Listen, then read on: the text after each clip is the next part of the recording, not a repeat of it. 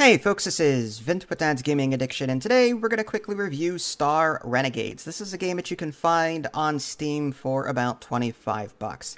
So I'm finally just getting around to looking at this one. I had a press key for this, and I just never had time to actually claim it and check it out. Well, now I do, and based on what I've played so far, Star Renegades is a rogue-like experience. It's advertised as rogue-lite. And I kind of disagree with that, but I'll get to that later. In this game, you're thrust into this impending doom scenario where this Imperium is just invading and wiping everything out. And you're going to get as far as you can in your run with your characters. And when you die, you're thrown into, like, I guess another parallel dimension. This robot is thrown into another parallel dimension where you try and start over and make another run at it. Now, it is like a rogue-lite experience that you will be unlocking new characters and weapons and stuff as you play, but you will not be earning permanent progression that will make your next runs easier. If you've ever played a game like Gunfire Reborn or, other rogue-lite kind of games where, your next run is going to be slightly easier because you are going to be improving your talents or skills in some way. There's none of that here. Yes, you do unlock new characters, but these new characters don't make the game easier. They just make the game slightly different. They have different play styles. So you can, unlock different ways to play and come up with different strategies, but does it make the game easier? No.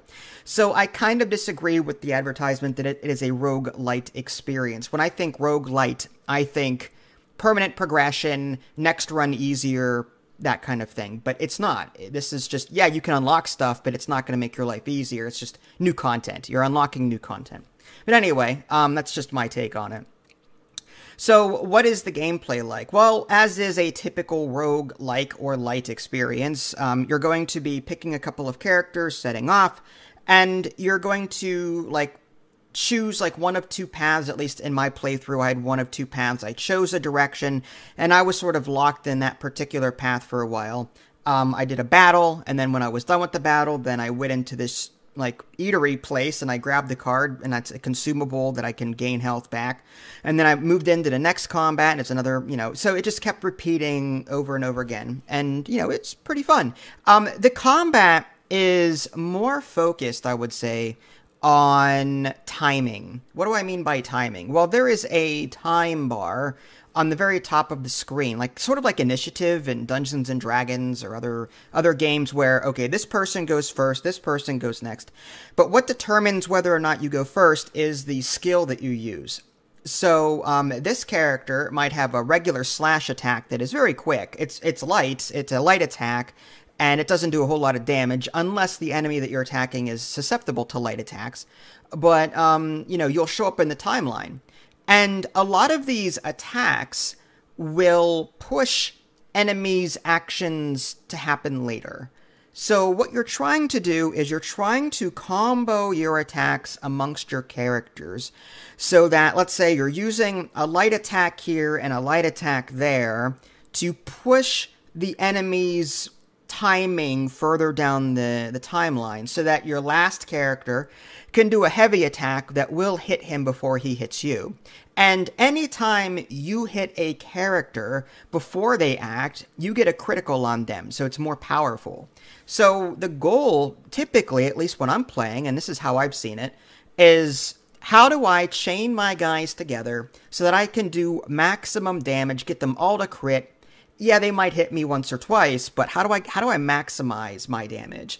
How do I make sure that all of my guys go first? And, how do I get the most out of it? Do I do light, light, light? Oh, no, I don't need to do light, light, light because the third light attack, that will actually free up this guy to do a heavy attack, now that this guy is acting later. But you're not just going to be fighting one guy all the time. Sometimes you'll be fighting a couple or, more than two. So you have to sort of figure out, okay, where's the damage coming from? Who are they attacking? Do I defend with this guy this round and then use the other two to attack? So it's all about, trying to figure out the most efficient way to work your battles. Now, as you complete these battles, you'll level up your characters. There's this DNA that I've been collecting, and I've been throwing it into these characters, and that improves them in various ways, gets them new skills. They also can form relationships with each other and use new abilities as you forge these relationships, which is kind of cool. So this is not an average roguelike / light experience, however you want to look at it. It draws a lot of similarities, don't get me wrong. But again, the focus for combat is all about timing, in my experience. And of course, forging relationships with your characters and using their abilities and finding combos for them. That's what I got out of this game. Would I continue playing it? Yes and no. I, as a content creator and reviewer, I get tons of games. When I do get a chance to play something, I prefer it to be permanent progression. I want to become more powerful as I continue playing.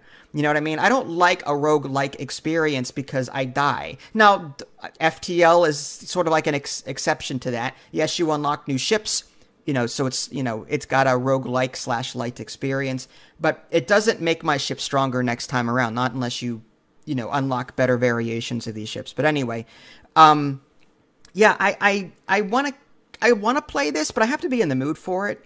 And if this game had permanent progression, like my next run is now going to be easier, these characters are permanently leveled now, so my next run should be easier. If there was that, I would definitely play this again, more so. But because there's not, because every run is brand new, with the exception of whatever you've unlocked at that point, I'm sort of shying away from it. Does that mean you shouldn't buy it? No, I think it's a good game. The art style is nice. I like the story. The art style is very 80s neon. I'm a kid of the 80s, so I like this stuff. But anyway, everything's good. Don't get me wrong. It's just if the only thing that's truly stopping me is a personal preference of a lack of making your next run easier kind of thing. Aside from that, it's a really cool game. So I would still recommend checking it out anyway. If you are a fan of roguelike experiences and don't mind starting over every single time and just unlocking new content, then by all means check this out. If you guys haven't already, subscribe on Twitch and YouTube. That way you can stay up to date with any new content I happen to publish. This is Vince. Thanks for watching, and I'll catch you next time.